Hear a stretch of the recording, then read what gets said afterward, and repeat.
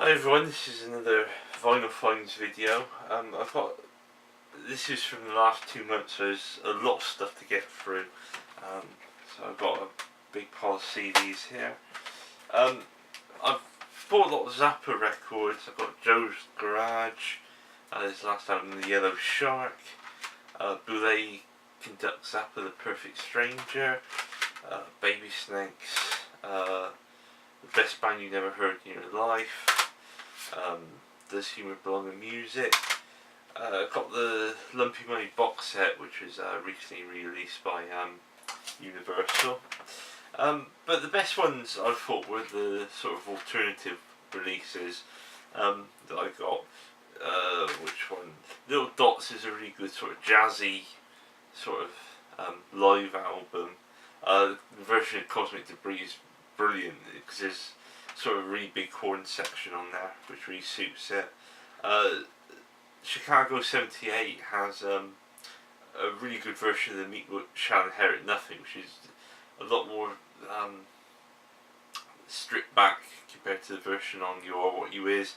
And also the 9-minute version of Village of the Sun is probably my favourite version of that, better than the version on Roxy and Elsewhere. Also this Road Tapes one from '68 is just amazing. Love the versions of Hungry Freaks Daddy and Trouble Every Day, which sound very different than the album versions. Also there's a sort of 20-minute sort of instrumental medley of different bits from the first 3 albums, and also sort of an early version of the Orange County Lumber Truck. Excellent. So what next? Magnetic Fields. Managed to finish off my Magnetic Fields collection. Brilliant band, you know. I'm a really big Stephen Merritt fan. I got a couple of their albums on pre-order, which their first 2 albums and their new one, which is coming out in March. Also been listening to a hell of a lot of Jacques Brel recently. For those who don't know, he's a sort of Belgian sort of chanson singer. Excellent songwriter. I mean, I think really you could mention in the same breath is people like Leonard Cohen. In fact, I'd say that Jacques Brel is a songwriter. His songs were a lot more sort of richer in terms of themes. You know, Leonard Cohen had his sort of staple themes and he kept to them. Yeah, brilliant. If you appreciate good songwriting, you know, good lyrics. I mean, you can find translations if you can't speak any French, which unfortunately I can't. Part of like enjoying this stuff, and I managed to get this on vinyl, which is a live, sort of half a live album, half it's a live album from one of his Olympia concerts.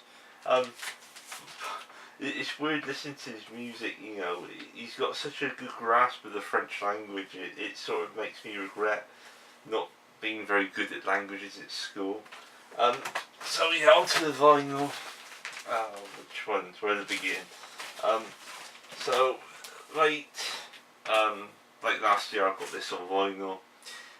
Danny Brown Atrocity Exhibition. Probably one of the best hip hop albums made in years. It really is a classic in waiting. You know, this is far better than Kendrick Lamar's last album that critics raved over. You know, this really does push the envelope. There's a lot of prog samples on there, really sort of odd sample choices. It just sounds so amazing. I also got, speaking of Zappa, I got Overnight Sensation and Lumpy Gravy on vinyl.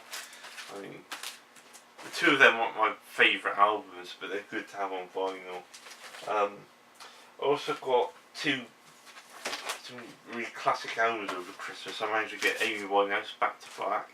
I mean, probably one of the most talented singers of the 21st century. It's a shame she died so young, and probably one of the deaths that affected me the most. Also, you know, the documentary on there is really good. I highly recommend it. It makes your dad out to be an absolute asshole, and the people that come off good are actually her friends, her childhood friends, and funny enough, Tony Bennett, who worked with her. Just like with George Michael, she lacked confidence. You know, you see that footage of her with Tony Bennett. She's just so nervous. It's sad. Also got Never Mind the Bollocks. I know I said how this is an overrated album. It is overrated, but it's still a fun album. You know. Right. What else? I managed to get Don't Tell a Soul, the reissue of that. Not my favourite album, and I think there's a lot of repetitive surface noise in between one of the tracks, but you know, it's an album I don't listen to much. It's one for the collection, you see. It's probably my least favourite Replacements album. I managed to get a replacement of this, Gorguts, Played Dust, I think that's how you pronounce it. I've told you about, I mentioned these in the last video. They're a great sort of French Canadian, well, Quebec based metal band. Well, I think some members are American these days. Got 2 Lee Hazlewood albums. Well, I got the Cowboy Sweden third copy, and this was the one that actually sounded okay. There's a pop in it on side 1, but aside from that, you know, this was actually in alright shape when I got it. This is 13. This is the reissue of 13. This is a weird album. This is basically Lee Hazlewood's attempt at a soul album, but it's done by a bunch of sort of session musicians. So it sounds a bit of a sort of a Muzaki attempt at soul music, but it's strange enough still a brilliant record. You know, the first few tracks are just absolutely brilliant. You know, classically Hazlewood stuff about relationships gone wrong, drifting about. It's a good album. This is an artist which I didn't really like until recently, but and I didn't really like his later stuff when he became a really big success. But I got the first album by Robert Palmer. This was before he did stuff like Addicted to Love and all those sort of really slick pop stuff. This is a funk album, basically a soul stroke funk album, and it's surprising how his early records are actually quite funky. You know, they're completely different than what he did in later into the 80s. And this one is basically a New Orleans style funk record. There's the Meters on there. There's who else? Slow George from Little Feat. Brilliant record. Highly underrated. And last but not least, another metal record. Another death metal record. Carcass, Heartwork. Not the biggest fan of this group, but Heartwork is just an amazing record.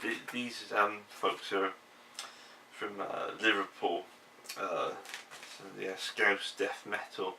But the good thing about it is, you know, the riffs are just really strong on this.